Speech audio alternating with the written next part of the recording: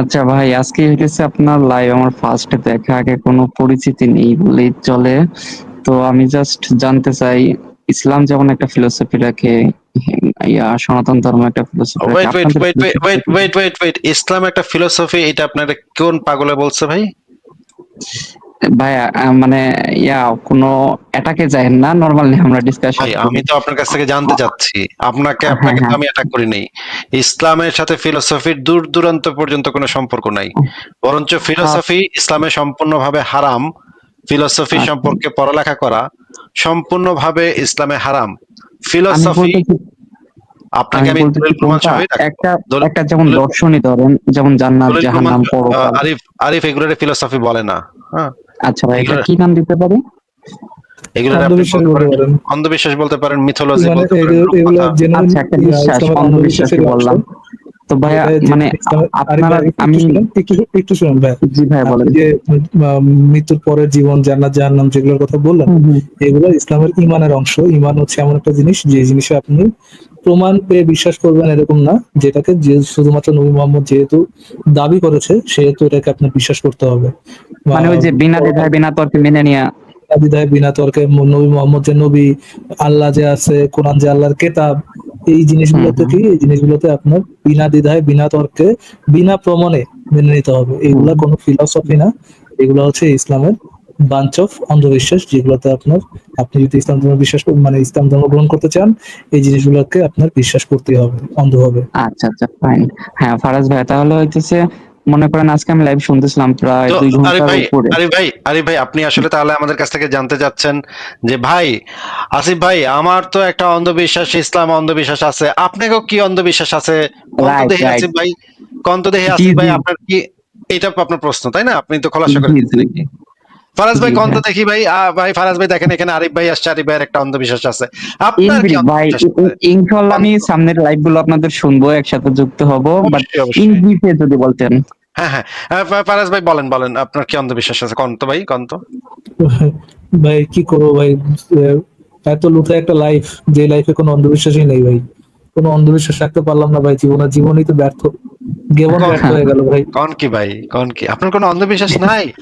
হায় আমার হায়, তাহলে জীবনটাই ব্যর্থ ভাই, কোনো একটা অন্ধবিশ্বাস নিতে পারলাম না ভাই, তাহলে না জীবনটাই না ব্যর্থ। ভাই, ফারাজকে, আমি কিন্তু সিরিয়াসলি ডিসকাশন কিছু জানতে চাইতেছিলাম, এমন কিছু। আমি তো ভাই মানে জোক করে বলতেছি না, আমি তো সিরিয়াসলি বলতেছি ভাই। না আমার ভাই, জীবনে মানে অন্ধবিশ্বাস নেই। কোনো ভয়েসের টোন অতিপ্রাকৃতিক, কিন্তু এমন, ফারাজ ভাই, কোনো কিন্তু ফারাজ ভাই, অতিপ্রাকৃতিক বিশ্বাস অন্ধবিশ্বাস নাই ভাই আমার। জি আছে ভাই। কিন্তু ফারাজ ভাই অন্ধবিশ্বাস ছাড়া আপনি চলেন কেমনে? মানে মনে করেন আপনি সকালে কবে কখন ঘুমের থেকে উঠবেন, এটা আপনি জানেন কেমনে অন্ধবিশ্বাস ছাড়া? এইটাও তো ভাই জানতাম না যে আমার ঘুম থেকে ওঠার জন্য আগে একটা প্রি প্রি কন্ডিশন হচ্ছে অন্ধবিশ্বাস থাকা লাগবে। অন্ধবিশ্বাস ছাড়া যে আসিফ ভাই আপনি সকালবেলা চোখটা আপনি খুলতে একটু পারবো না। বা সাহায্য মনে করেন না করেন, আমাকে। মনে করেন ফারাজ ভাই আপনি মনে করেন এই যে আপনার টয়লেট লাগছে, এন্ড আপনি টয়লেট লাগার পর আপনি কি করবেন, এটা আপনি অন্ধবিশ্বাস ছাড়া আপনি কিভাবে জানতে পারেন যে কি করা দরকার আপনার? ভাই আমার তো আলাদা করে জানা দরকার হয় না, পেটই জানায় দেয় যে কি করতে হবে। বাট এটা ঠিক, আই থিঙ্ক আমার মানে পেটের সাথে একটা অন্ধবিশ্বাসের একটা চুক্তি থাকা দরকার, যে হাগু লাগলে হাগু করবো না মুতো করবো। এইটা নিয়ে একটা ব্যাপক ডিসকাশন করে একটা অন্ধবিশ্বাসী একটা পজিশন নেওয়া উচিত। আচ্ছা আচ্ছা, ঠিক আছে ফারাজ ভাইটা আমরা জানলাম। আরিফ ভাই তাহলে আমারটা আমি বলে দিই। একটু ভাই, আসিফ ভাই ভাই একটু বলেন। ভাই মানে খুবই দুঃখিত ভাই আপনার কাছে, আই এম সরি ভাই। আমি ফারাজ ভাই একটা মিম আছে না, sorry I am so sorry, কি যেন একটা আচ্ছা সরি, আমি খুবই দুঃখিত। খুবই দুঃখিত। ওইভাবে আমি আপনাকে বলতেছি যে ওমর সানির মতো, ওমর সানি আর মৌসুমীর একটা কাট আছে আমাদের কাছে, I am sorry, I am so sorry, আমি খুবই দুঃখিত।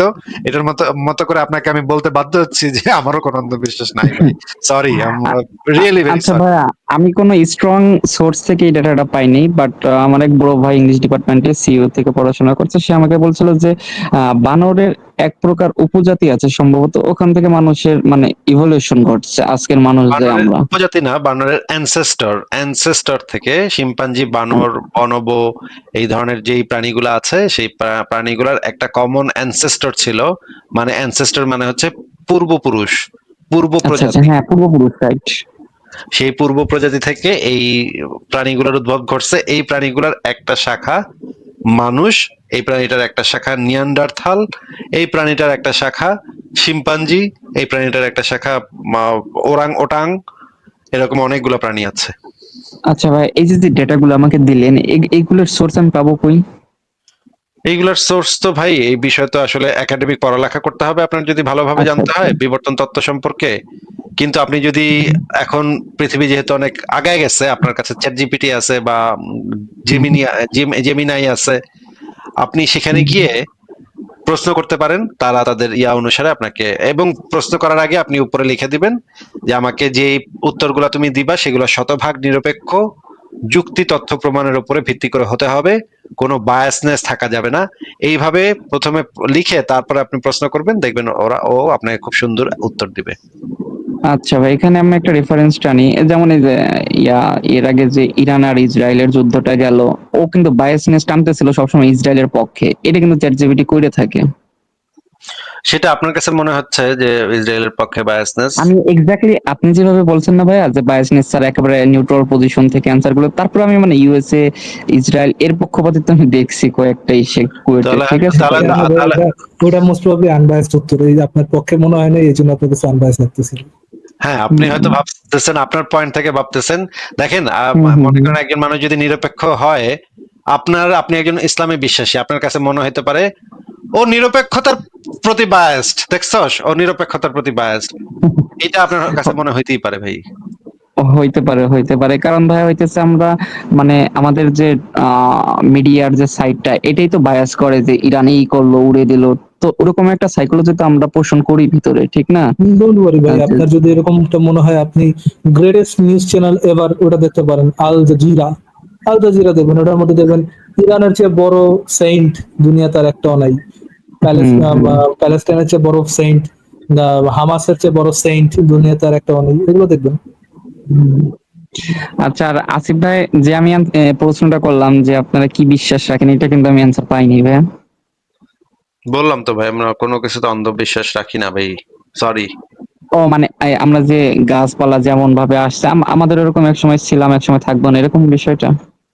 এই বিষয়ে আমরা যতটুকু জানি, ভাই, মানুষ মরার পর যে আরো থাকে, এরকম কি কোনো প্রমাণ আছে? আরিফ না, ভাই, না, না, না, না ভাই, আমি তাহলে কি মোটামুটি আমাদের ইসলামটাকে তাহলে কি আমাদের প্র্যাকটিস করার অন্ধবিশ্বাস ট্রাই করা করি, উচিত? বুঝলেন?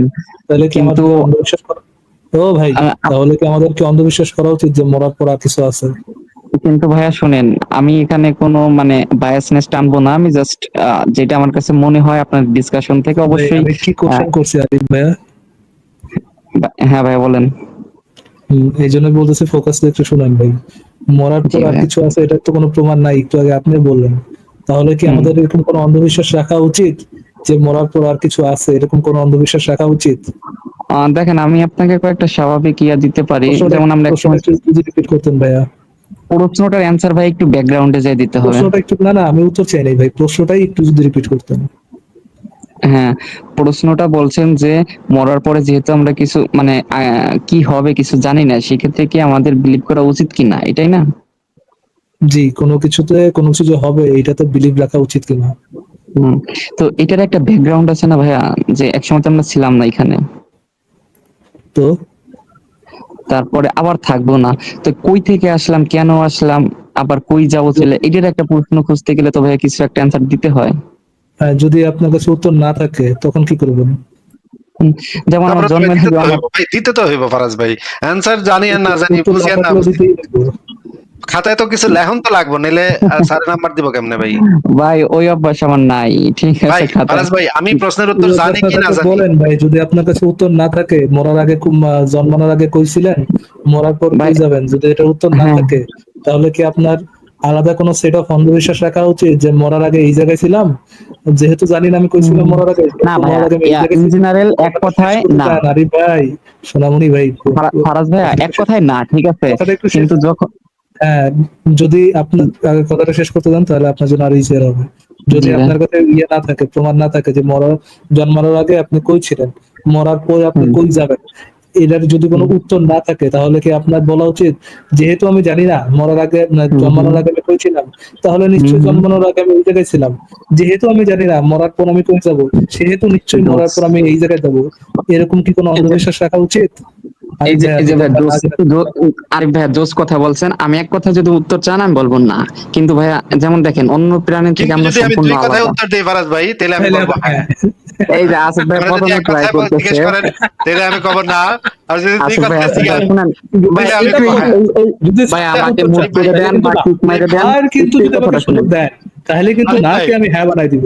এই আরে যে ভাই, এই যে আপনারা যদি 3 কথায় বলতে বলি তাহলে আপনি কি বলবেন বলেন?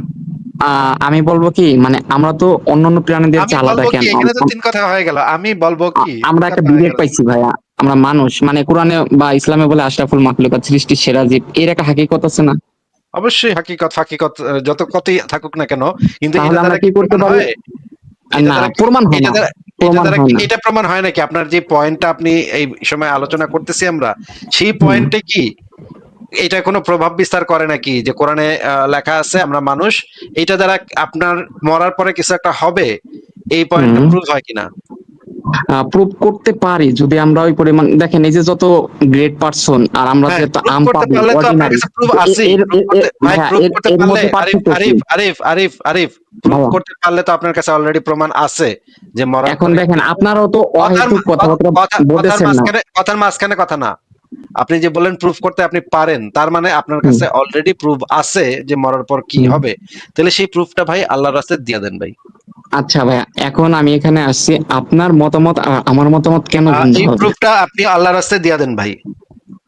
আচ্ছা ভাই শোনেন, তাহলে আমরা কেন হচ্ছে আলাদা আশরাফুল মাখলুকাত নাম দেওয়া হইলো, মানে সৃষ্টির সেরা জীব কেন আপনি হলাম আমাকে যদি প্রশ্ন করেন এতটুকু? না, মানে কি আমাকে আপনার প্রশ্ন নাম দেওয়া হচ্ছে এটা দিয়ে তো আমরা ইন্টারেস্টেড না, আমরা শুধুমাত্র ইন্টারেস্টেড যে মরার পরে কিছু একটা হুম হইবে।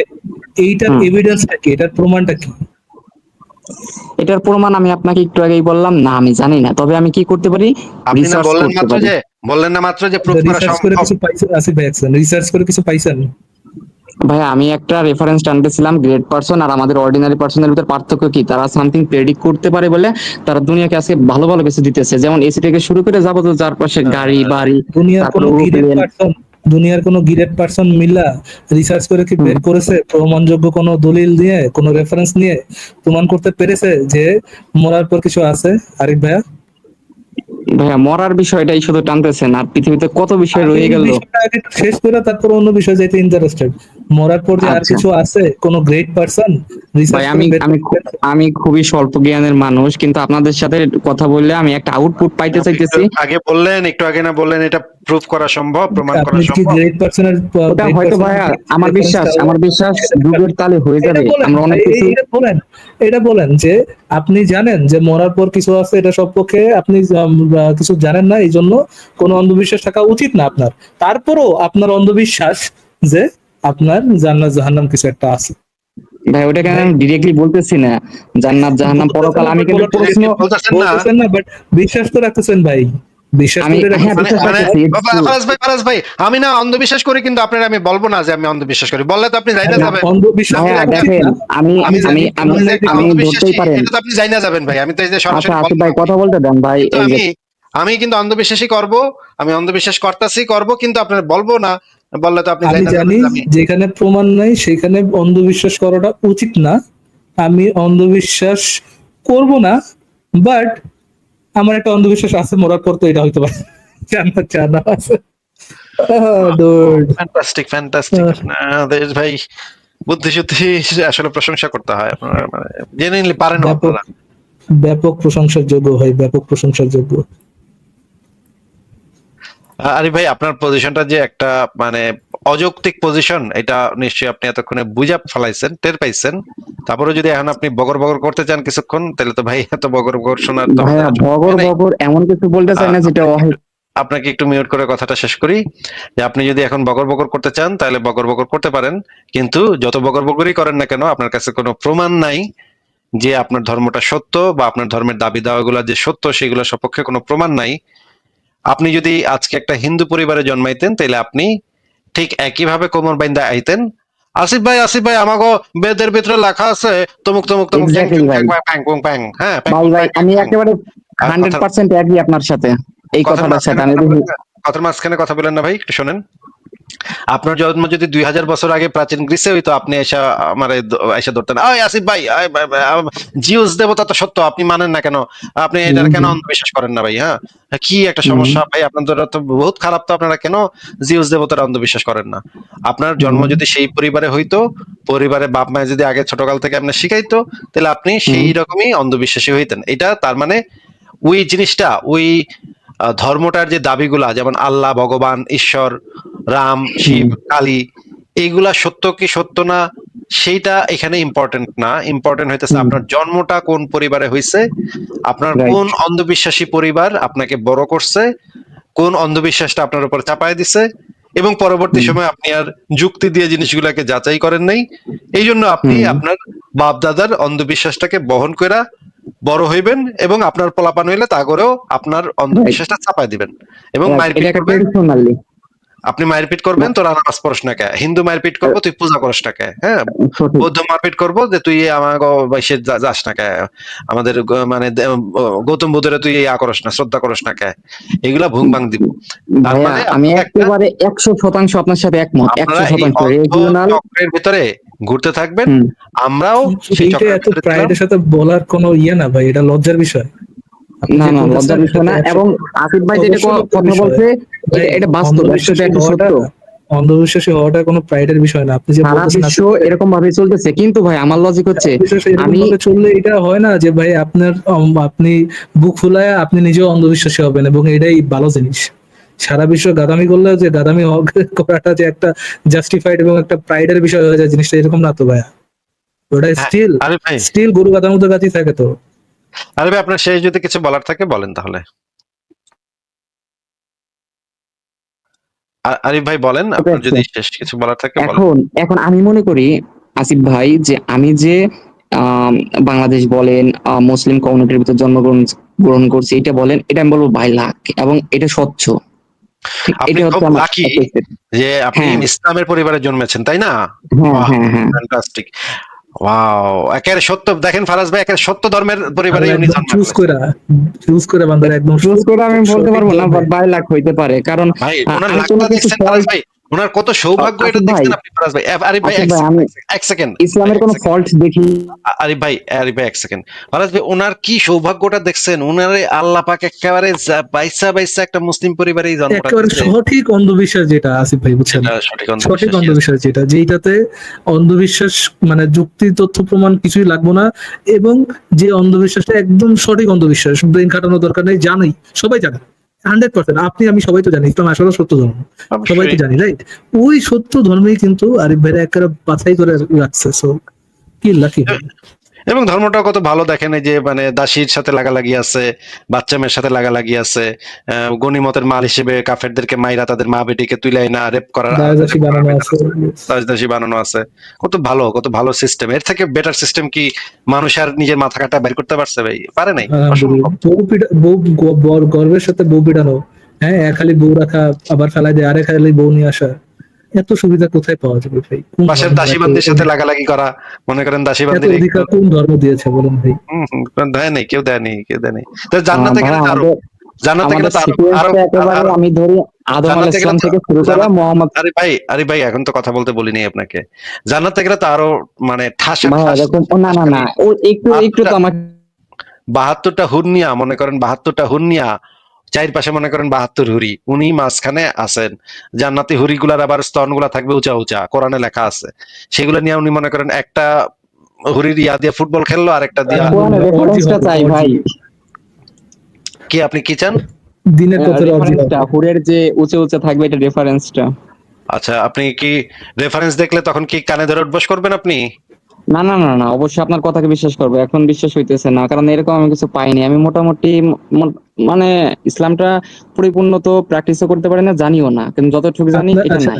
আপনার কি যে আসিফ ভাই যে কথাগুলো বললো যে দাসী রাখবেন, সেক্স লেভ রাখবেন, বাচ্চা মেয়ের সাথে যৌন সঙ্গম করবেন, মানে অপ্রাপ্তবয়স্ক বাচ্চা মেয়ের সাথে যৌন সঙ্গম করবেন, বউ পেড়াইতে পারবেন, একালি বউ রাখতে পারবেন, বউ রেখে আরেক বউ তালাক দিয়ে আরেকালি বউ আনতে পারবেন, তারপর হচ্ছে 72 পুরুষের সাথে ইয়ে করতে পারবেন, আম, যৌনকেলি করতে পারবেন, তার উঁচা যাদের স্তন থাকবে উঁচা উঁচা, এইগুলোর মধ্যে জাস্ট আপনার কনসার্নের বিষয় হচ্ছে যে উঁচা উঁচা থাকবে কিনা, এটা আপনি জানতে চাচ্ছেন। বাকিগুলো অ্যাকচুয়ালি না কনসার্নের না, বিষয় না। সবগুলোই আছে ভাই, কিন্তু বাকিগুলা controversial বাকিগুলা topic ফারাজ এটা। ভাই, হ্যাঁ হ্যাঁ, ওই যে ভাই মানে আকিব একটা ভাই, জোকস এগুলা আছে ভাই, একটা সবগুলোই জোকস আছে এক একটার একটা। পিছনে আরে ভাই, ব্যাকগ্রাউন্ড আছে।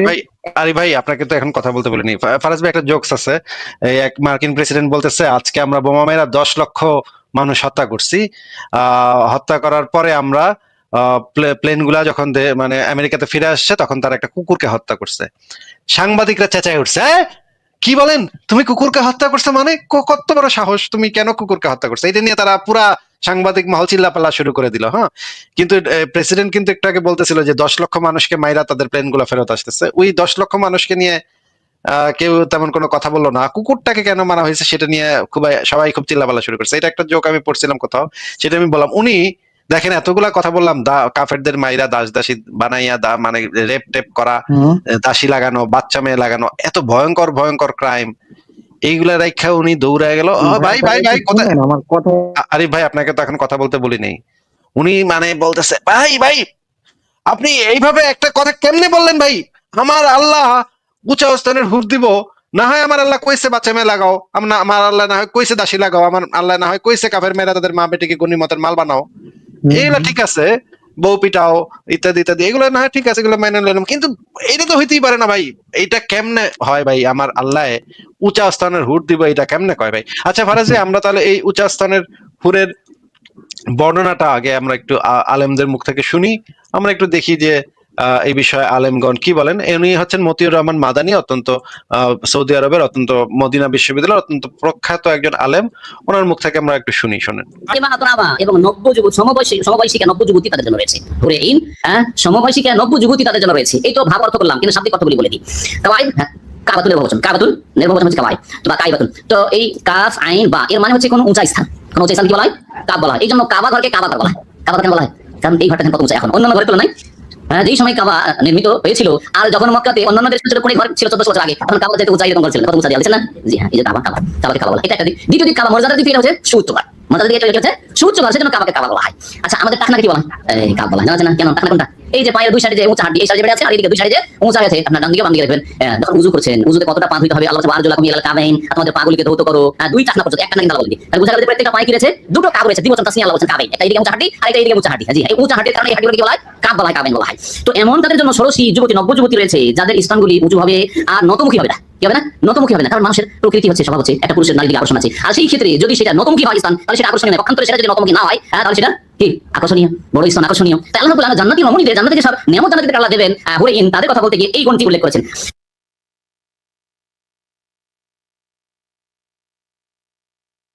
আচ্ছা, আরেকটা বাদ শুনি আমরা, আরেকজন আলেমের বাদ শুনি, শুনেন। জান্নাতি হুরদের স্তনের দিকে তাকাইলে জান্নাতি যুবকেরা পাগল হয়ে যাবে। সুবহানাল্লাহ। সূরাতুন নাবার ভিতরে আল্লাহ রাব্বুল আলামিন বলেছেন, ওই জান্নাতি হুরদের সৌন্দর্য এত বেশি হবে, আল্লাহ রাব্বুল আলামিন বলেন, ওয়া কাওয়াইবা আতরাবা। জান্নাতি হুরেরা তারা সমবয়স্ক হবে। এই জান্নাতি হুররা এত সুন্দর হবে, তাদের স্তনগুলি উঁচু হবে, সুডৌল হবে। জান্নাতীরা ওয়া কাওয়াইবা, জান্নাতি হুরদের স্তনের দিকে তাকাইলে জান্নাতি যুবকেরা পাগল হয়ে যাবে। সুবহানাল্লাহ। সম্মানিত ভাইরা আমার, কাবুল, কাওয়াইবা শব্দটা কাবুল থেকে এসেছে। কাবুল হচ্ছে ওইটা যেটা সমতল ভূমির চাইতে একটু উঁচু হয়, যেমন কাবা শরীফকে কাবা বলা হয়। কারণ হলো বন্ধু, কাবা শরীফটা সমতল ভূমি থেকে উঁচু হওয়ার কারণে আমরা তাকে কাবা বলি। এই জন্য পায়ের গিরাকে আরবিতে কাবুল বলা হয়, কারণ শরীরের অন্য অংশ থেকে অংশটা উঁচু হওয়ার কারণে তাকে কাবুল বলা হয়। যেমন ও আরজুলাকুম ইলাল কাবাইন। সম্মানিত ভাইরা আমার, কাবুল থেকে এসেছে কাইবাতুন শব্দের বহুবচন হচ্ছে কাওয়াইবা। আল্লাহ রাব্বুল আলামিন বলেছেন, জান্নাতি হুরদের স্তনগুলো উঁচু হবে, সুদর্শন হবে, দেখতে মন চাইবে। কারণ হলো বন্ধু, আমরা দুনিয়ার জমিনের দিকে একটু লক্ষ্য করি। দুনিয়ার জমিনে যেই সমস্ত সুরসী সুন্দরী রূপসী নারীগুলো আছে, তাদের চেহারা অত্যন্ত সুন্দর, কিন্তু বুকের অংশটুকু যদি লেভেল হয়ে যায়, যদি সমান হয়, তার দিকে যুব সমাজের কোনো আকর্ষণ থাকে না। আল্লাহ রাব্বুল আলামিন মানুষের রুচি অনুধাবন করতে পারে। এই জন্য আল্লাহ রাব্বুল আলামিন বলেছেন, জান্নাতের যে হুরদের ব্যবস্থা আমি আল্লাহ করে রেখেছি, তাদের বুকের অংশটা উঁচু হবে সুবহানাল্লাহ।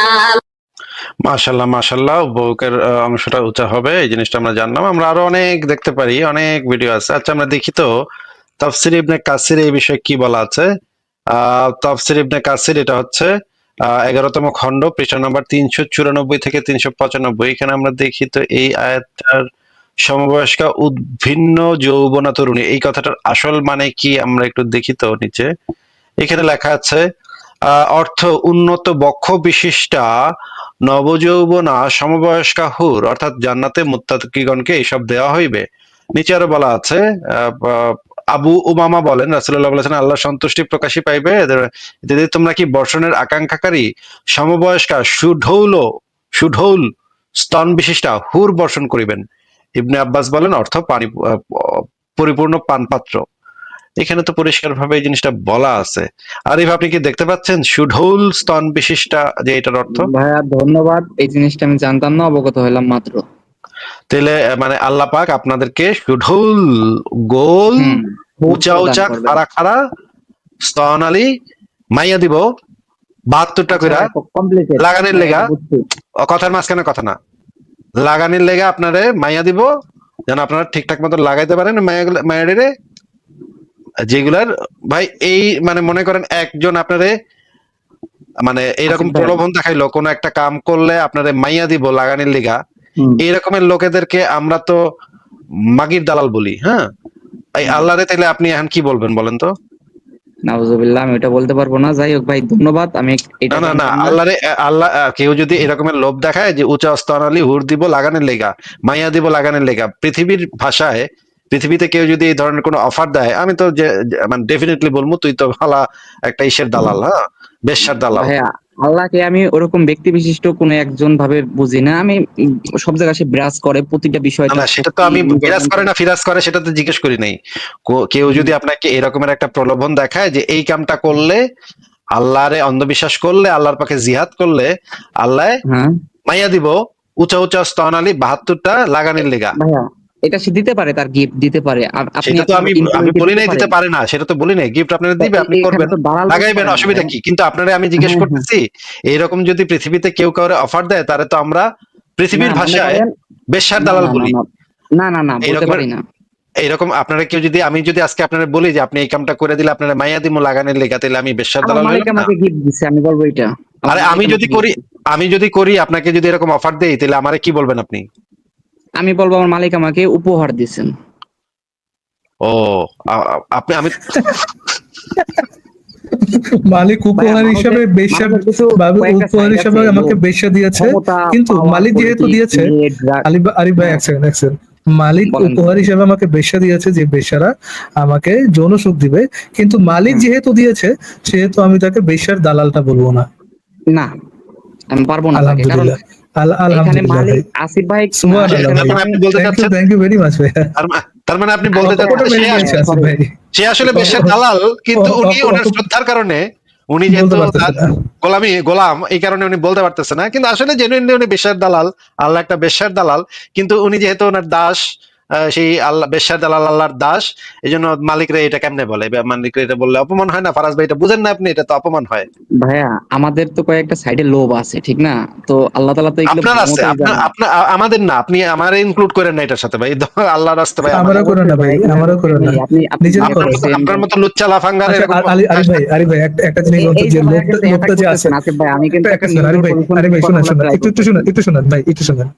আপনার কাছে জিনিসটা কেমন লাগবে যখন যে লোকটা আপনার আছে, সেই লোকটা তো নকশে আপনার ফাদারেরও আছে, আপনার ফাদার আপনার মানে আপনার আম্মার সামনে হচ্ছে হুল লাগাবে, উঁচা উঁচা স্তনওয়ালা হুল লাগাবে, আর আপনার আম্মার পাশে বসে বসে সামনে থাকবে। জান্নাতের কনসেপ্টটা কি জানেন না? যার যার একটা জান্নাত হবে, এরকম একটা প্রতিশ্রুতি দেওয়া হয়েছে। আপনার আম্মা কি আলাদা জান্নাতে থাকবে আপনার আব্বারা থুয়া? হ্যাঁ হ্যাঁ হ্যাঁ। কে বলছে আপনাদের? কোন পাগল বলছে? এটা যার যার জান্নাত থাকবে আলাদা। এবং কে বলছে আপনাদের যার যার জান্নাত থাকবে? কে বলছে আপনাদের? হ্যাঁ, সবাই এক একটা ব্যক্তির সর্বনিম্ন জান্নাত হবে পৃথিবীর 10 গুণ, এরকম একটা রেফারেন্সও পাইছেন আপনারা। জান্নাত যার যার আলাদা থাকবে, এটা আপনাকে কে বলছে? জান্নাত 8টা জান্নাত আছে না, যার যার সিরিয়াল অনুযায়ী শেষে তাহলে মানুষ কি 8 জন পৃথিবীতে কি মানুষ 8 জন নাকি? না ভাই, ওই 8টা জান্নাতে হয়তো বা 8 বিলিয়নের ভিতর ডিভাইড হয়ে যেতে পারে। শুনেন ভাই, যেটা জানেন না সেটা নিয়ে ব্যাগর করেন না। আরে ভাই শুনেন ভাই, চুপ চুপ করে একটু ভাই শুনেন, বলেন। এই জিনিসটা একটু ফ্যাদম করেন।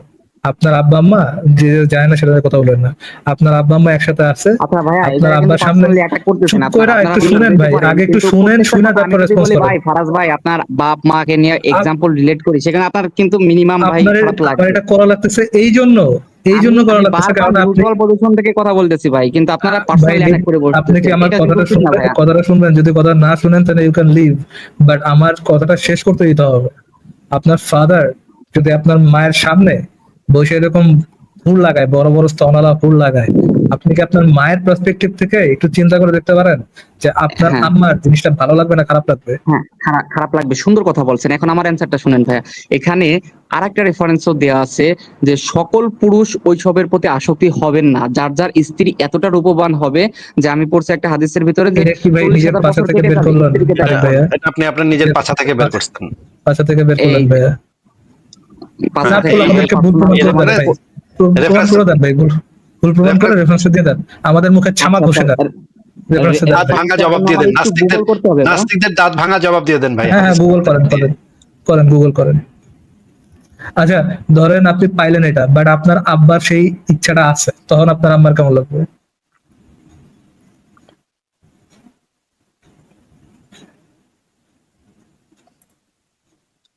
আরিফ ভাইয়া?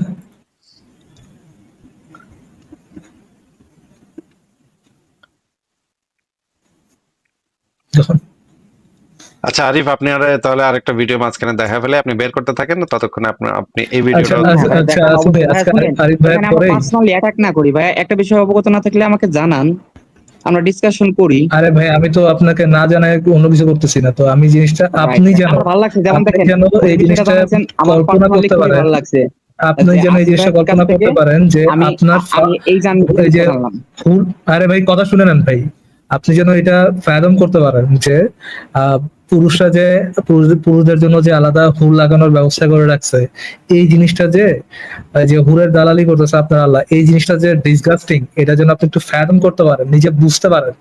এই জন্য আঙ্কেল আন্টিকে টেনে নিয়ে আসতে হবে বুঝতেছে, নাইলে তো আপনার সাথে আমার কোনো শত্রুতা নাই, না আপনার আব্বা না আম্মার সাথে না আমার না কোনো শত্রুতা রাইট, আছে। আমি ওইটাই বলতেছি। নিউট্রাল পজিশন থেকে আপনি অন্যভাবে এক্সাম্পলটা রিলেট করতে পারেন। আচ্ছা আচ্ছা আরিফ ভাই আপনাকে একটা জিনিস জিজ্ঞেস করি। আপনার বাবা মনে করেন জান্নাতে গেল, আপনার মাও জান্নাতে গেল, তো আপনার রেফারেন্সটা যদি আপনি দিতেও পারেন, আমি জানি দিতে পারবেন না, তারপরে যদি দিতে পারেন ধরে নিলাম, হুম। তো আপনার আব্বারে যে 72টা হুরি দেয়া হবে যাদের স্তন উঁচা উঁচা, এই উঁচা স্তন দিয়ে তারা কি করব?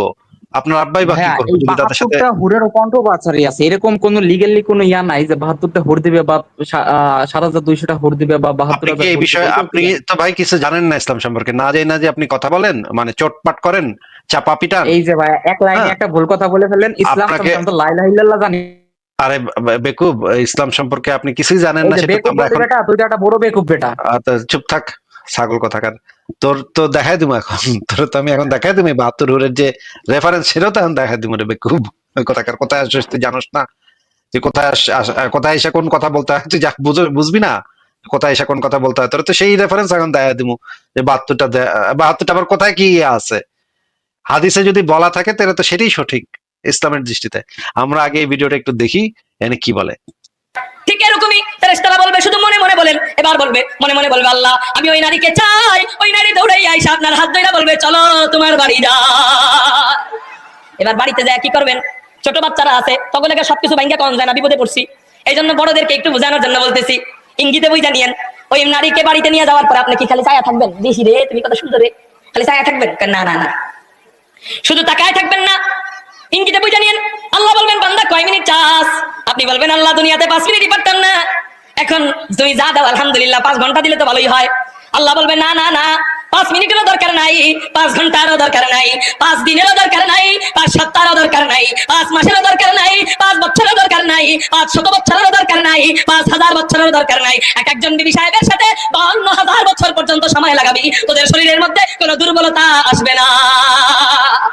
52,000 বছর পর্যন্ত সময় লাগাবি, কোনো দুর্বলতা আসবে না। 52,000 বছর পরে মা করে দিলাম করে, না না না না, ওইভাবে না।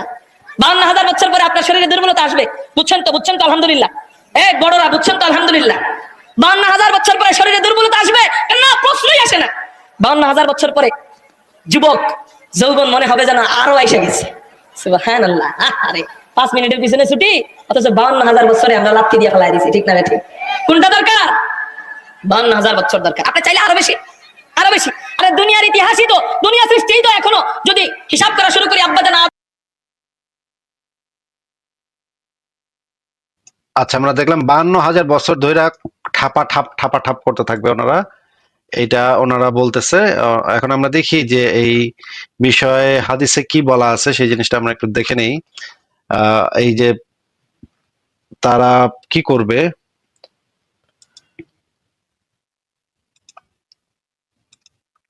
এইখানে দেখেন, এটা হচ্ছে তিরমিজি শরীফের হাদিস। এই হাদিস নাম্বার হচ্ছে 1669। এখানে বলা হচ্ছে রাসূলুল্লাহ সাল্লাল্লাহু আলাইহি ওয়াসাল্লাম বলেছেন, আল্লাহর কাছে শহীদদের জন্য রয়েছে 6টি বৈশিষ্ট্য। 72 জন আয়াতলোচনা হুরের সাথে তার বিবাহ হবে, আর 70 জন নিকট আত্মীয় সম্পর্কে তার সুপারিশ কবুল করা হবে। এটা হচ্ছে জিহাদীদের জন্য 72টা হুর। এবং আরেকটা হাদিসে যেটা বলা আছে সুনান তিরমিজি তাহকিকৃত 1663 নম্বর হাদিস, এইখানে যে জিনিসটা বলা আছে যে তার সাথে টানা টানা আয়াতলোচনা 72 জন জান্নাতি হুরকে বিয়ে দেওয়া হবে এবং 70 জন নিকটাত্মীয়ের জন্য সুপারিশ করা হবে। এবং আরো যে জিনিস বলা আছে, আরো আমরা দেখবো যে এখানে কি কি আর বলা আছে।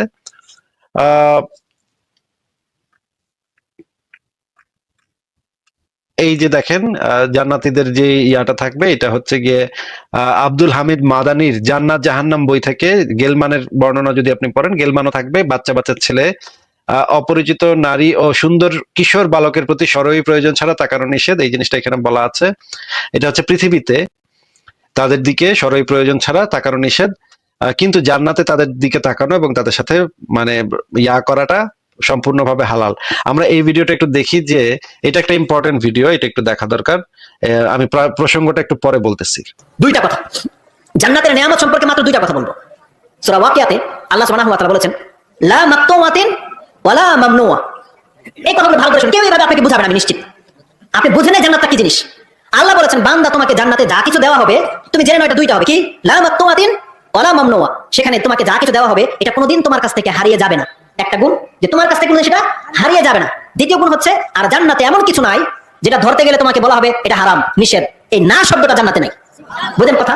সুফি আহমেদ লিখেছেন, আল্লাহ দুনিয়াতে যা কিছু মানুষের জন্য হারাম করেছেন তা কি জান্নাতে হালাল হবে? গুরুত্বপূর্ণ প্রশ্ন করেছেন। আল্লাহ রাব্বুল আলামিন যেগুলো দুনিয়াতে হারাম করেছেন তা কি জান্নাতে মানে হালাল হয়ে যাবে কিনা, আল্লাহ সুবহানাহু ওয়া তাআলা সবচেয়ে ভালো জানেন। তবে জান্নাতের মধ্যে হালাল হারাম বলতে কোনো কিছুই থাকবে না, কারণ শরিয়া হচ্ছে মূলত দুনিয়ার জন্য। মানে ইসলামের যে বিধিবিধানগুলো আল্লাহ সুবহানাহু ওয়া তাআলা বান্দার জন্য দিয়েছেন, এগুলোকে পরিপূর্ণ করে দিয়েছেন দুনিয়াতেই। আল ইয়াউমা আকমালতু লাকুম দীনাকুম ওয়া আতমামতু আলাইকুম নি'মাতি ওয়া রাদিতু লাকুম ইসলাম দীনা। ইসলাম এই যে বিধানগুলো নিয়ে এসেছে, এটা পরিপূর্ণ বিধান, এটা দুনিয়ার জন্য, এইটি দুনিয়াতেই কার্যকরী হবে। তো আমরা এখান থেকে বুঝতে পারলাম যে এই যে ইসলামের যে বিধানগুলো আছে সেই বিধানগুলো শুধুমাত্র দুনিয়ার জন্য প্রযোজ্য, শরঈ বিধানগুলা শুধুমাত্র পৃথিবীর জন্য প্রযোজ্য হবে। জান্নাতে কোনো হালাল হারাম বলে কিছুর অস্তিত্ব থাকবে না। জান্নাতে সবই হালাল, কোনো না বলতে কোনো শব্দ নাই জান্নাতে। আপনি যেই কাজটাই করতে চান সেই কাজটাই আপনার জন্য হালাল হবে জান্নাতে, সেখানে কোনো না বলেই কিছু থাকবে না। এবার আমরা দেখি যে হাদিসে আরো কি বলা আছে। হাদিসে আরো যে জিনিসটা বলা আছে আমরা দেখি যে, আচ্ছা ওই হাদিসটা কই, জান্নাতি পুরুষের যে কি পরিমাণ শক্তি থাকবে সেটা আমরা একটু দেখে নিই। জান্নাতি মুমিনদের এই যে দেখেন, এই হাদিসটা আমরা একটু পড়ি এবার। জান্নাতবাসীগণের সঙ্গমের বিবরণ, সুনান তিরমিজি ইসলামিক ফাউন্ডেশন, জান্নাতবাসীগণের সঙ্গমের বিবরণ 2538 নম্বর হাদিসে বলা আছে। হাদিসের মান হাসান সহি। এই হাদিসে বলা আছে, নবী সাল্লাল্লাহু আলাইহি ওয়াসাল্লাম বলেছেন, জান্নাতে প্রত্যেক মুমিনকে এত এত সঙ্গম শক্তি দেওয়া হবে। বলা হয়, ইয়া রাসূলুল্লাহ, তা করতে সক্ষম হবে কি? তখন তিনি মানে মোহাম্মদ তাকে বলে তাকে তো 100 জনের শক্তি দেওয়া হবে। মানে এত এত সঙ্গম শক্তি দেওয়া হবে যে 100 জন 100টা ঘোড়া বা 100টা মানুষ যেই পরিমাণ করতে পারে সেই পরিমাণ শক্তি, লিঙ্গের শক্তি দেওয়া হবে। মানে কলিকাতা হারবালের সব তেল মনে করেন ওইখানে ঢেলা দেওয়া হবে, এবং এবার তুমি কোপাও। তো আরিফকে আমাদের জিজ্ঞাসা যে আপনার বাবাকে যখন এই পরিমাণ যৌন শক্তি দেয়া হবে, আল্লাহ পাক যখন পরম করুণাময় আল্লাহ পাক যখন আপনার বাবাকে 100 জন পুরুষের সমান যৌন শক্তি সঙ্গমের শক্তি দিবে, এবং যদি আপনার বাবা জিহাদ করে মারা যায় তাহলে তো 72টা হুরও পাইলো। এই উঁচা উঁচা স্তনের এই হুরদের সাথে আপনার বাবা মনে করেন করতেছে, এবং এক একটা হুরির সাথে করতে নাকি 72,000 বছর, 52,000 বছর লাগবে। এই 52,000 বছর তো আপনার মা তো দেখতে হবে পুরাটা সময় বৈশা বৈশা, কারণ আপনার মা তো কিছু পাবে না। আপনার মা তো কোনো হুট্টুর পোলাহুর বেটাহুর জন আব্রাহাম, তারপরে মানে মানে মনে করেন এদের মতো ঋত্বিক রোশন এদের মতো হুট্টুর পাবে না। আপনার মা যেটা পাবে সেটা হচ্ছে আপনার বাবেরই পাবে। আপনার মা যদি মানে মুমিনা নারী হয় এবং আপনার বাপেও যদি মুমিন পুরুষ হয়, তাহলে দুইজনে একসাথে ওইখানে যাবে এবং একসাথে তাদের বিয়ে দেওয়া হবে। আপনার মা যেটা হবে সেটা হচ্ছে হুর বাহিনীর সর্দারনি হইতে পারবে। ওইখানে গিয়া 72টা হুরের সাথে আপনার বাবা কবে কার সাথে লাগালাগি করবে সেটার একটা হিসাব নিকাশ করার দায়িত্বটা আপনার মা হয়তো নিবে। এখন এই যে আমাদের প্রশ্ন হইতেছে, আপনার বাবা যখন এই একটা হুরির সাথে 52,000 বছর ধরে কোপাইতে থাকবে, তখন আপনার মায়ে কি এইটা দেখবো নাকি কি করবো? আপনার মতন এরকম যারও সন্তান না আপনার বাবা, ভাইয়া। আচ্ছা আচ্ছা, তো আপনার বাপে তো এটা করবো নাকি? আপনার বাবা যখন এটা করতে থাকবে আপনার মা করেন না দেখবো ভাইয়া। কি করবো? এখন বিষয়টা হচ্ছে যে পরিপূর্ণ ইয়া করে আপনার বাপে সে- আপনার মা সে তার- আপনার বাবা তার আপনার বাবা তার এটা বউয়ের করতে সাথে থাকবো? আপনার ভাই আপনার বাপ যখন এটা করতে থাকবো, আপনার আবারও প্রশ্নটা শুনেন, আপনার বাপ যখন এই কামটা করতে থাকবো, আপনার মা কি ছায়া ছায়া দেখবো নাকি কি করবো আপনার মা, সেটা একটু বলেন। আচ্ছা আচ্ছা, অ্যানসারটা কি নিবেন? আপনার বাপের কি এই যৌন শক্তি দেয়া হইব নাকি হইব না, সেটা একটু কন্ত। অ্যানসারটা না বোকার মতন কথা বলে গেলে তো হবে না। আচ্ছা, আবারও জিজ্ঞেস করতেছি, এই হাদিসে যে লেখা আছে, আমি একশো সব জন হাদিস পুরুষ- বুঝছি বেটা, এখন কথা শোন। আরে ছাগল, আরে বলদা, আমি তোর তো যে আচ্ছা ফারাজ ভাই কথা বলেন। কি করবো, মাথা মতো তো আউট হয়ে গেছে। মাথা খারাপ হয়ে গেছে মুমিনের। আমার বাবা আমার মা আলাদা আলাদা জানাতে থাকবো, দুজনে জানবোই না, জানবোই না যে আমার মা আমার বাপে উড়ে কুপাইতেছে।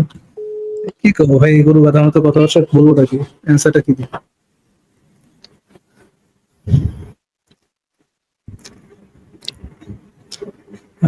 ঠিক আছে আসিফ ভাই, আজকে তো মনে হয় আসবে না, ওই ইকবাল ভাই আসবে না।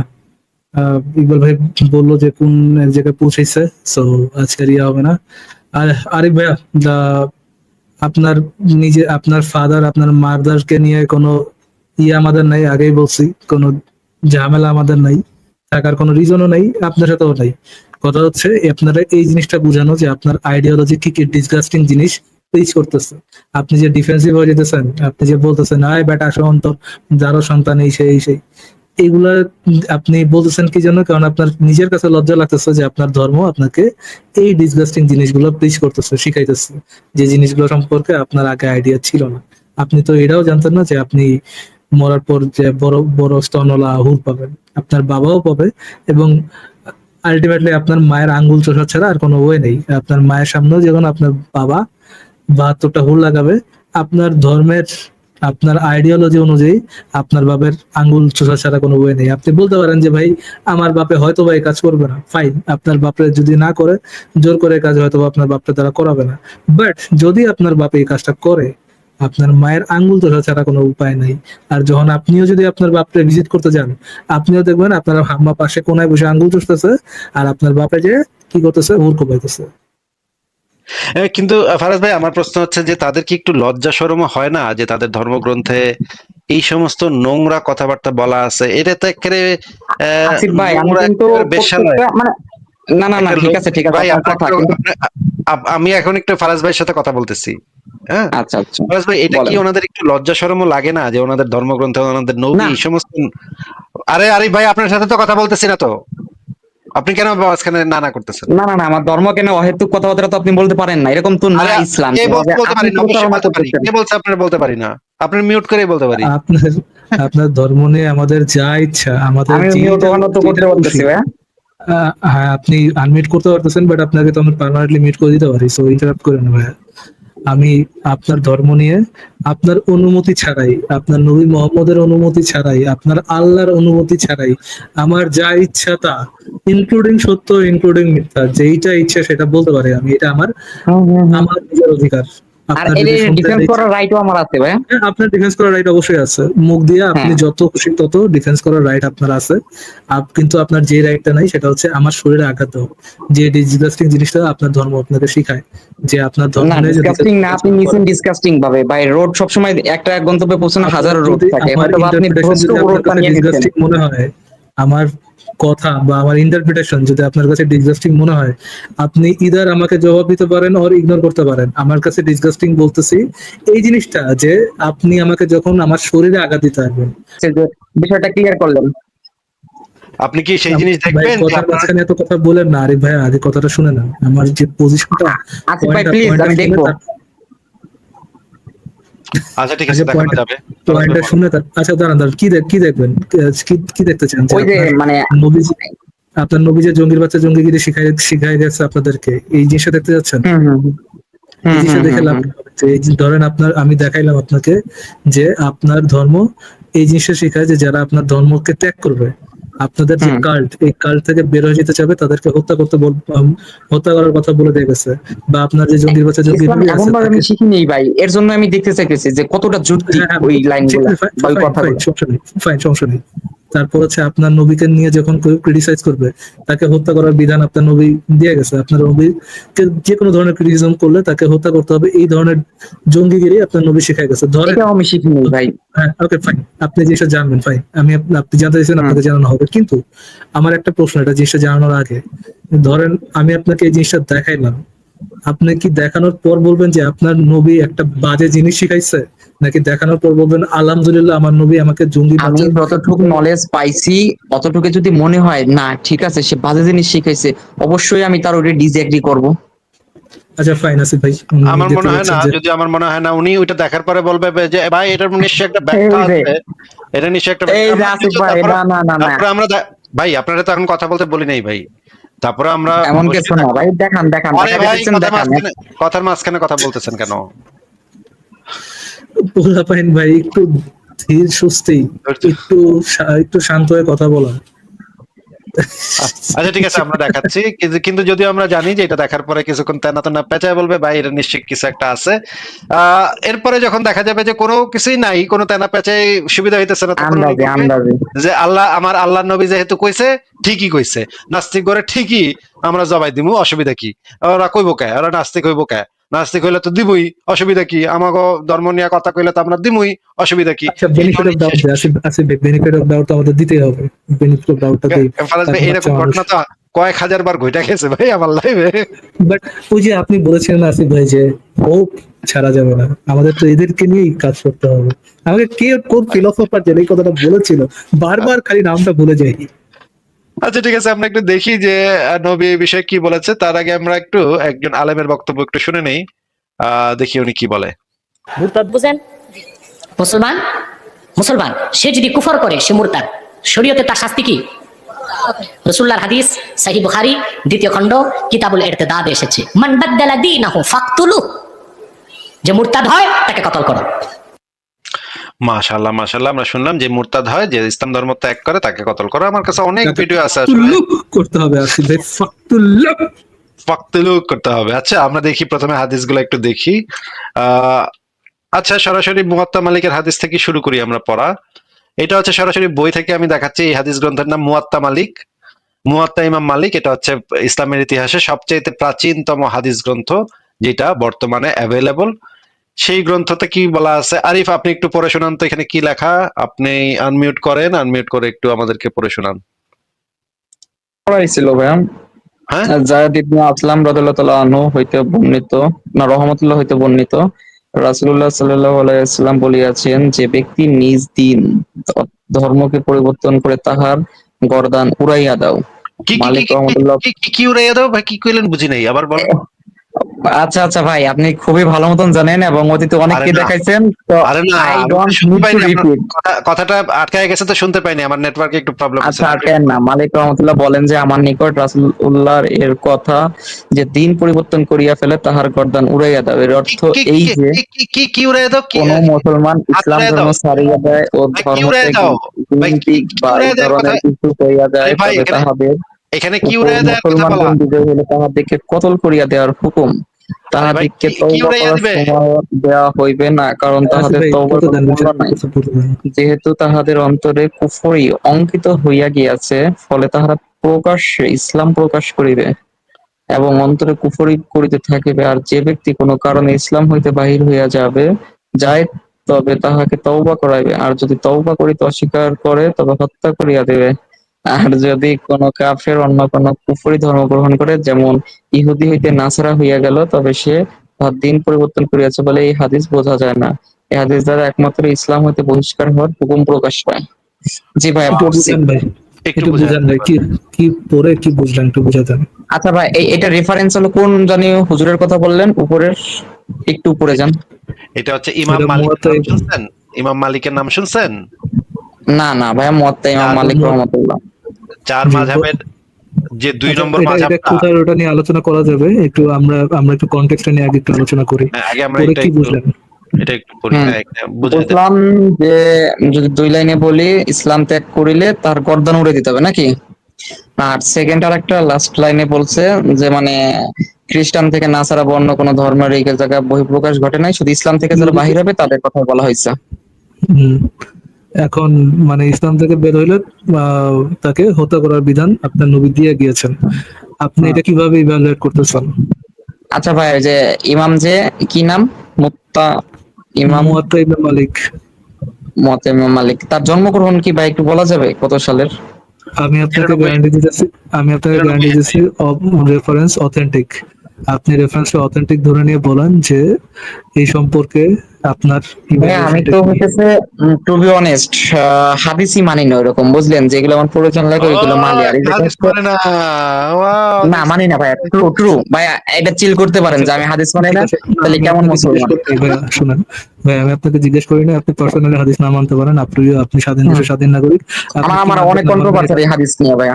ওকে ফাইন, আপনি কি মানবেন না মানবেন আপনি ইউ, বাট আপনার নবী যদি এই কাজটা মানে বলে দিয়ে থাকে, তাহলে কি এটা ভালো কাজ ভালো কথা বলেছে নাকি একটা জঙ্গির বাচ্চা জঙ্গির মতো কথা না বলছে? অবশ্যই আমার নবীর যে 63 বছরের জিন্দেগি, এমনটা সে কখনোই করে নাই, তাহলে এই জায়গায় এটা ও আসবে কেন? কখনোই করে নাই। আপনি আমার আমি কথা, কি এখন কখনো করেছি আপনি কিনা আমার এর কথা, হাদিস ভাই থাকবো? আমি সে আপনার সে ভাই আপনি আমার তাইফের কথা ময়দানে বুঝেন নাই। আপনি শুয়েছিল আপনি ভাইয়া, রক্তমাখা আপনি আমার কথা অবস্থায়। বুঝেন হাদিস নাই, যদি না মানেন তাহলে আপনি আমার জানলেন কথা কেমনে বুঝেন কখনো নাই কিছু ভাইয়া। করেনি?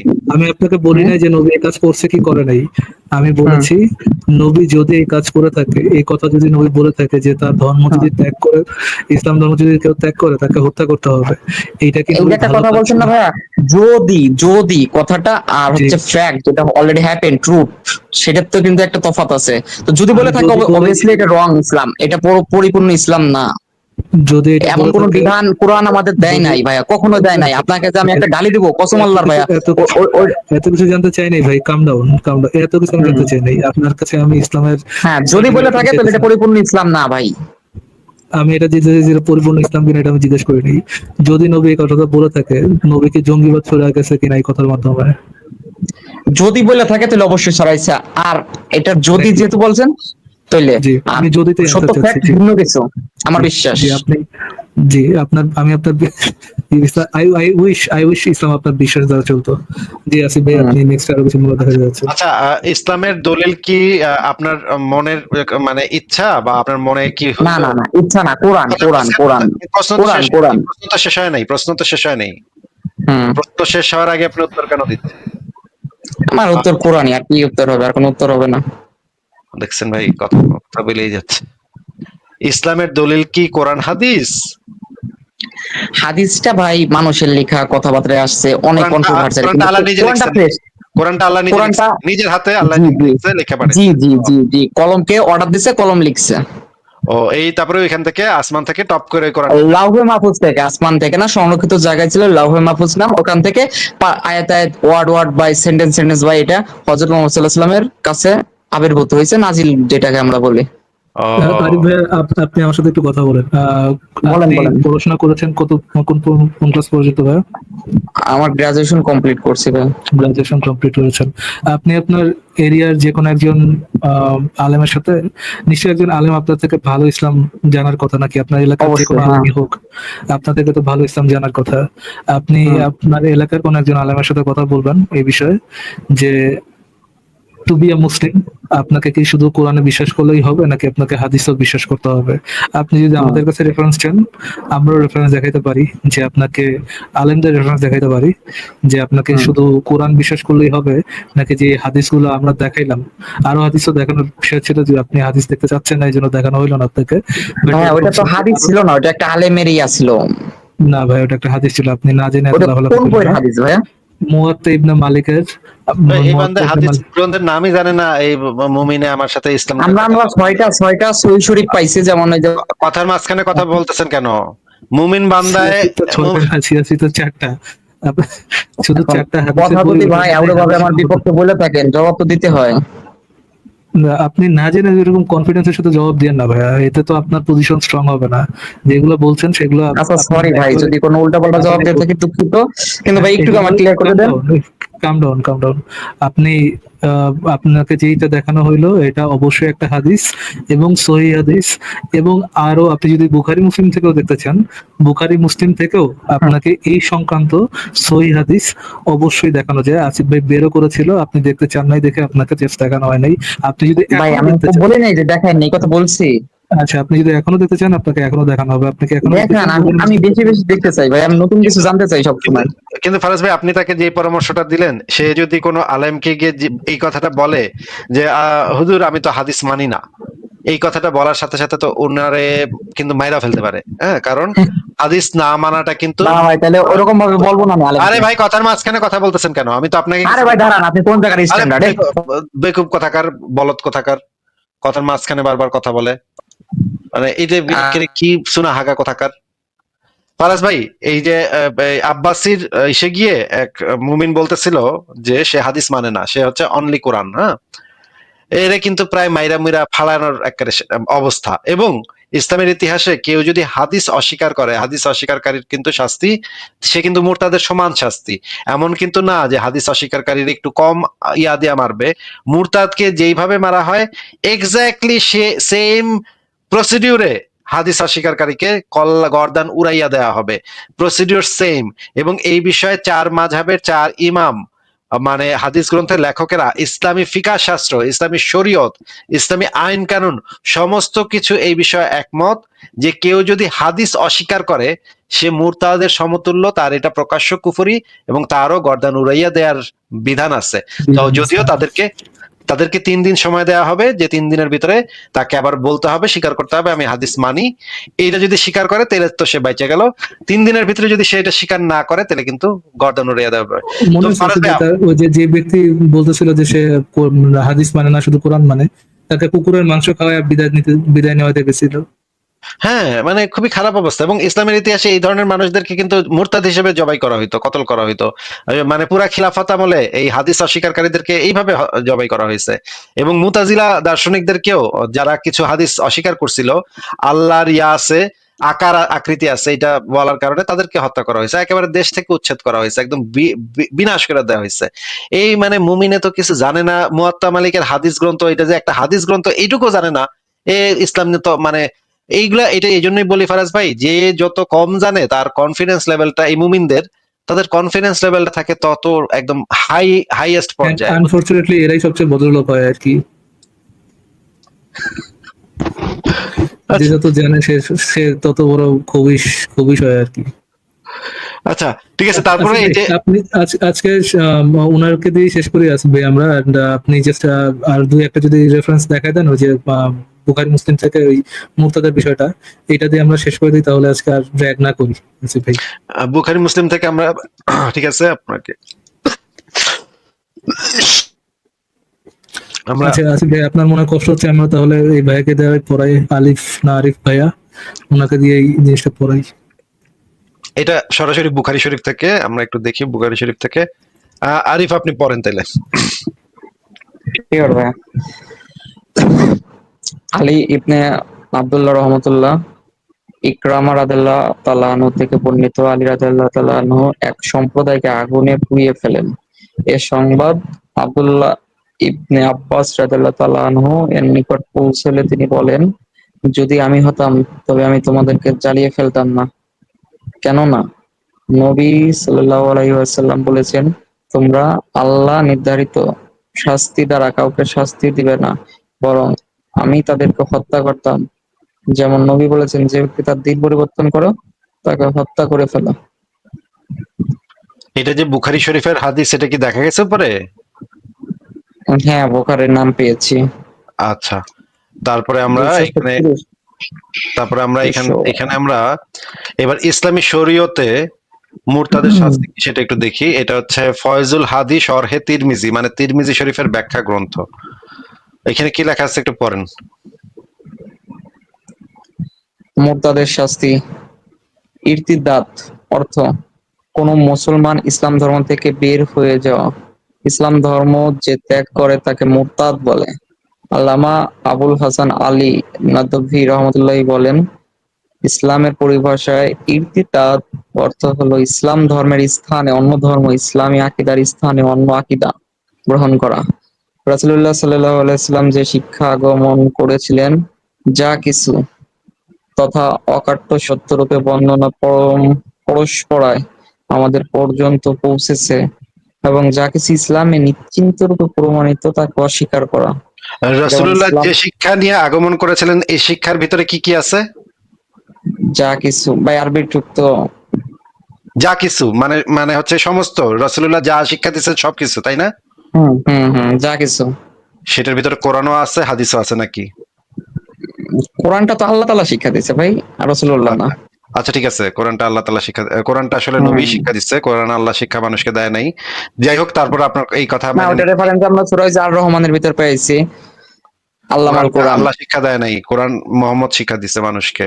মুহাম্মদ ওইটা হচ্ছে আপনার ধারণা ভাই, আমার ধারণা আল্লাহ দিচ্ছে। ইসলামের আকীদা হচ্ছে আল্লাহ কাউকে কখনো কিছু শিক্ষা দেয় না। মুহাম্মদকে মানব জাতির শিক্ষক হিসেবে নিয়োগ করা হয়েছে।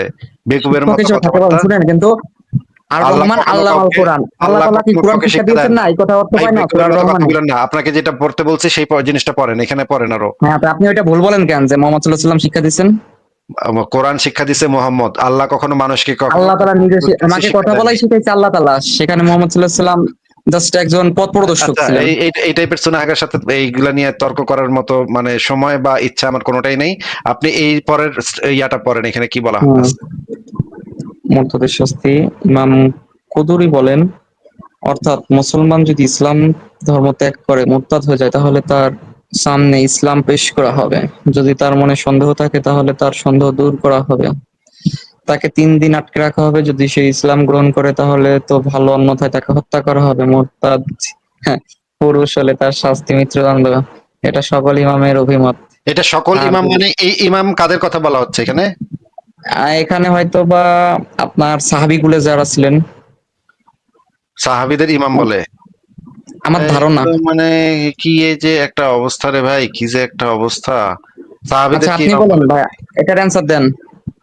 আরে ভাই ভাই মানে এই মানে কিসের সাথে কথা বলি ভাই। আচ্ছা, এখানে এইটা হচ্ছে ইজাহুল মুসলিম গ্রন্থ, এখানে কি লেখা? মুরতাদের হুকুম হলো তাকে হত্যা করা। 4 ইমাম এ ব্যাপারে একমত যে যে ব্যক্তি মুরতাদ হয়ে যায় তাকে হত্যা করা ওয়াজিব এবং তার রক্ত মূল্যহীন হয়ে যায়। মুরতাদকে হত্যা করার ব্যাপারে অনেক হাদিস বর্ণিত হয়েছে।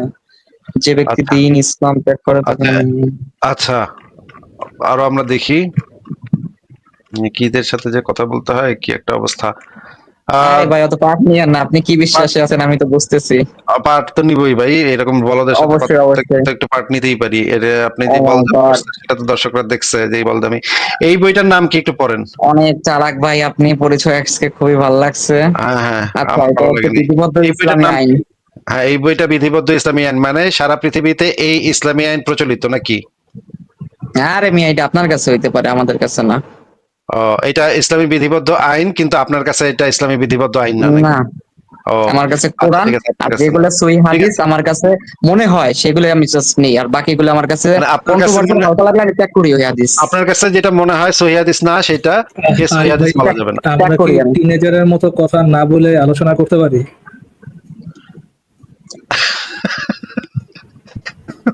মুমিনের কাছে যেটা সহিহ হাদিস মনে হবে আলোচনা করতে পারি ভাই। ভাই ওই ব্যাখ্যা আমার কাছে অনেক আছে, কিভাবে হাদিস ভেজাল হয়েছে, কিভাবে মিশ্রিত হয়েছে, কিভাবে আমি সেটা জিজ্ঞেস করিনি আপনাকে, আমি জিজ্ঞেস করেছি আমরা কি টিকটকার টিনেজারের সাথে টিনেজারের মতো বা অ্যাটিটিউড বাদ দিয়া কথা বলতে পারি? ভাই বলেন, আমি তো পড়তেছি, আপনারা যাই পড়তে বলতেছেন কেন আপনি? না, এই পড়ার মধ্যে একটা পয়েন্ট এনে দিতেছি যেটা আমার বিরুদ্ধে হইতেছে ভাই। শুনেন ভাই, যদি আপনার জ্ঞানের অভাব থাকে, আপনার বড় ভাইরা দুইটা খোঁচা দিবে, স্বাভাবিক। আপনি খোঁজাটা না নেন। ওইটার একটা অ্যাপ্রোচ আছে ভাই, আমার বড় ভাই আছে, আমাকে অনেক পচায়, অনেক ইয়া করে, কিন্তু আমি ওইটা কিভাবে নেই? শুনে নেন যেভাবে ভাই। যেভাবে ব্যাকু ইয়া বলো এইগুলো তো ফার্স্ট হয় না ভাই। এরকম ডিফেন্ড না করে আগে একটু এটা গায়ে লাগায় দরকার হইলে পড়েন। আপনি বলতেছেন না যে রাইগেন না, রাগেন, রাগে আপনার নিজের নিজের যে ধর্মগ্রন্থ আছে ওটা ঠিক মতো পড়েন, ওটা যারা যে আনবায়াসলি একটু জাজ করেন যে আপনার ধর্ম কি শিখাইতেছে না শিখাইতেছে। আসিফ ভাইয়ের সাথে রাইট যুদ্ধ ভাই, করে এইটা সুন্দর, এই যে কত সুন্দর কথা বলছেন, আমি ওইটা ফলো করতে পারি। হ্যাঁ আপনি ওইটাই যেটা করেন বলছেন ভাই। সাজেশন আমি নিতে পারি, আমি টিনেজারের এখন মতো থেকে তর্ক আমার করেন রিসার্চ না। আরো বাড়াই দিতে পারি, ঠিক আছে? হ্যাঁ ফারাজ সেটা ভাই, করেন ভাই, টিনেজারের মতো তর্ক করেন না, ওর রিকোয়েস্ট করতেছে আমি। ফারাজ ভাই, যেটা ঘটতেছে যে এই হাদিসগুলা দেখা উনি জীবনে ফার্স্ট টাইম দেখলো আসলে, ইনফ্যাক্ট রাইট। জীবনে প্রথম ইসলামের এই আইনগুলা ফার্স্ট টাইম দেখলো। ফার্স্ট টাইম দেখা ওনার যে রাগটা, যে এইগুলা আমার ধর্মে আছে, হায় হায় রে আমার না নবী এই না না সমস্ত ভাই, আকিদা আমার রাগ করছে, এগুলোর উপর না, হায় কসম হায় রে, আল্লাহর ভাই। হায় হায় রে আমার নবী এই সমস্ত, এত বড় খাটাস ছিল আমার নবী, মানে হায় হায় রে, আপনার বাঁকা এই বাঁকা সমস্ত কথা রাগটা, এই সমস্ত রাগটা যেগুলো আপনার আমার উপরে। ম্যাচুরিটির সাথে যায় না, সেই কথাবার্তাগুলোর প্রতি আমার রাগ ভাই, আপনার প্রতি রাগ। আচ্ছা, আপনাকে মিউট করে দিয়ে কথা বলতে হচ্ছে যে এই যে ইসলামের ইতিহাসে এত এত বিধিবিধান তৈরি করা হয়েছে এটার উপর ভিত্তি করে, এইগুলোর উপর ভিত্তি করে 1450 বছর এই আইনগুলা ইসলামী খিলাফতে চলছে, একদম অটোমান এম্পায়ার পর্যন্ত এই আইনগুলা ইসলামী হুকুমতের ভিতরে চালু ছিল। এই জিনিসগুলা উনি জীবনে জিন্দগিতে ফার্স্ট টাইম দেখলো, ফার্স্ট টাইম দেখা উনি এটার ব্যাখ্যা আমাদেরকে দিতেছে ফারাজ ভাই, যে এই আমি যদিও এটা জীবনে ফার্স্ট টাইম দেখলাম এরকমের জিনিস, জিন্দগিতে বাপের জন্মে কোনোদিন চোখে দেখিনি এই জিনিস, এই হাদিস, কিন্তু আমি এইটা জানি যে এই হাদিসটার যে দুর্বল, বা এই হাদিসটা যে জাল, বা এই হাদিসটা জয়ীফ, এইটা আমি কিন্তু আমি কিন্তু এইটা কিন্তু কয়ে দিতে পারি, হ্যাঁ দেখে আমি কয়ে দিতে পারি যে এই হাদিসটা হইতেছে জাল জয়ীফ, হ্যাঁ জাল বা জয়ীফ কিছু একটা হইব, কারণ আমার তো এটা ভাল লাগতেছে না, এই হাদিসটা দেখা তো আমার ভাল লাগতেছে না, এই জন্য এই হাদিসটা সহি হইতেই পারে না। হ্যাঁ, এই হইতেছে এই যে মানে আসলে মুমিনদের আসলে এইটাই তো আসলে ভবিতব্য, এটাই তো হওয়ার কথা ছিল, মুমিনের তো আসলে এইরকম আচরণ করারই কথা ছিল। আমি এতগুলা দলিল প্রমাণ দেখাইতেছি, এবং দলিল প্রমাণ দেখা আমি আসলে শেষও করতে পারবো না, আজকে রাত্রে শেষ হবে না। আজকে রাত্রে এই আমার কাছে যেই পরিমাণ দলিল আছে, সৌদি আরবের সরকারি ফতোয়া আমরা দেখি, সৌদি আরবের সরকারি ফতোয়া একদম যে মানে সালাফি আলেম, সর্বোচ্চ আলেম যে যার নাম হচ্ছে শায়েখ সালেহ আল মুনাজ্জিদ, তার একটা ওয়েবসাইট আছে islamqa.info, এইখানে পরিষ্কার ভাবে, এবং এই যে পত্রিকাতেও এই জিনিসটা আসছে, প্রথম আলো দেখেন নাস্তিকদের সন্ত্রাসী ঘোষণা করলো সৌদি আরব, এবং মোরতাদের শাস্তি দেওয়ার কি পদ্ধতিটা আছে সেটাও আমরা এখান থেকে দেখতে পারি, যে কিভাবে তাদেরকে শাস্তি দেওয়া হয়েছে সেটাও আমরা এখান থেকে দেখতে পারি। এগুলা এতগুলা দেখাইলে আমি মানে শেষও করতে পারবো না। এবং একটা ইসলামের একটা বিখ্যাত আকিদা গ্রন্থ আছে, যে এখান থেকে ইসলামের মৌলিক বিশ্বাস কি সেটা জানা যায়। সেই আকিদা গ্রন্থের ভিতরে আরো বিস্তারিত ভাবে বলা আছে কিভাবে কাফিরদেরকে ভয়ে ভীতি দেখাইয়া ইসলাম গ্রহণ করতে বাধ্য করা হবে, এবং ইসলাম গ্রহণ করে ফেলার পরে তাদেরকে আর ইসলাম থেকে বাইরেতে দেওয়া যাবে না, সেই বিষয়ে কি বলা আছে। এই বইটা সরাসরি সৌদি প্রকাশনী থেকে প্রকাশিত। এই বইটার নাম হচ্ছে আল ইতকান ফি তাওহিদ আর রহমান, সৌদি আরবের অত্যন্ত গুরুত্বপূর্ণ একটা ইসলামী গ্রন্থ এটা। এখানে বলা আছে যে এই যে জোরপূর্বক ইসলাম গ্রহণে বাধ্য করা হলে তাকে গ্রহণযোগ্য হবে, এরপরে এই প্রকারে ইসলামে অনুপ্রবেশের পর পুনরায় বের হতে চাইলে, মানে যারে জোর জবরদস্তির মাধ্যমে ইসলাম গ্রহণ করতে বাধ্য করা হয়েছে, এইবারটা যদি আবার ইসলাম ত্যাগ করতে চায় তখন তাকে মুরতাদ সাব্যস্ত করা হবে এবং হত্যা করা হবে। এই বিষয়ে দলিল হলো রাসূলুল্লাহ এর কথা, যা আমরা পূর্বে উল্লেখ করেছি, যেখানে বলা হয়েছে আমাকে আদেশ করা হয়েছে মানুষের সাথে যুদ্ধ করার জন্য যতক্ষণ না তারা বলে লা ইলাহা ইল্লাল্লাহ। এই রেফারেন্স দেখায় আমি তো শেষও করতে পারবো না, আমার কাছে এত গন্ডায় গন্ডায় বই আছে এবং গন্ডায় গন্ডায় রেফারেন্স আছে, আমি দেখায় শেষ করতে পারবো না। আমার কাছে দেখেন রেফারেন্সের তালিকা, এখানে তো আমি কয়েকটা 19টা রেফারেন্স দেখাইছি, টোটাল আমি 19টা রেফারেন্স দেখাইছি, এবং এইটার রেফারেন্স আমার কাছে 300-র বেশি বই আছে এই বিষয়ের উপরে, আমি এই মুহূর্তে দেখাতে পারি। কিন্তু এই হাদিসগুলা যে জাল, বা এই হাদিসগুলা যে মোহাম্মদ আসলে কয় নাই, বা মুরতাদের যে কোনো শাস্তি ইসলামে নাই, এরকম কি একটা দলিল আমাদের এই আরিফ দেখাতে পারবে যে ইসলামে মুরতাদের কোনো শাস্তি নাই? এইটার একটা দলিল কোন একটা ইসলামী গ্রন্থ থেকে আমাদেরকে দেখাতে পারবে? এইবার আপনি বলেন আরিফ, আপনার কাছে আমি যেটা চেয়েছি সেটা আপনি আমাদেরকে দেখাতে পারবেন কিনা? আমি দেখাইতে পারবো ভাই, হযরত মুহাম্মদ সাল্লাল্লাহু আলাইহি ওয়াসাল্লাম মানুষের প্রতি ভালোবাসা, মানুষের প্রতি দরদ, অসহায়দের প্রতি ভালোবাসা, এতিমদের প্রতি এটা চাই যত্ন। নাই। মুরতাদের ইসলামে মুরতাদের কোনো শাস্তি নাই। ইসলামে বলা হয়েছে তুমি যদি ইসলাম ধর্ম মানে ইসলামকে ত্যাগ করবে। আগে প্রশ্নটা শুনি না, তারপর উত্তর দেওয়া শুরু করেন। আপনি জি ভাই, আমাদেরকে বুঝতে পারছি। একটা ইসলামী গ্রন্থ থেকে এই দলিলটা দেখান যে ইসলাম ধর্ম ত্যাগকারীদের কোনো শাস্তির ব্যবস্থা নাই। এটা যে কোনো আচ্ছা, একটা কোরআনের কথার মাঝখানে কথা না, এইটা কোরআনের দেখেন গেছে গা ভাই। ঠিক আছে আসিফ ভাই, আই হোপ বেচারা এটা পড়তে পারবে, জানতে পারবে আরো। ওই আশাই তো রাখতে পারি, তাই না? আমাদের তো এদের জন্যই আসলে লাইফটা করতে হয়। একজন ফিলোসফার বলেছিল হালাল খুব ভাই শান্ত আপনাদের হয়ে কথা ব্লক বলা মারতে হবে, ব্লক।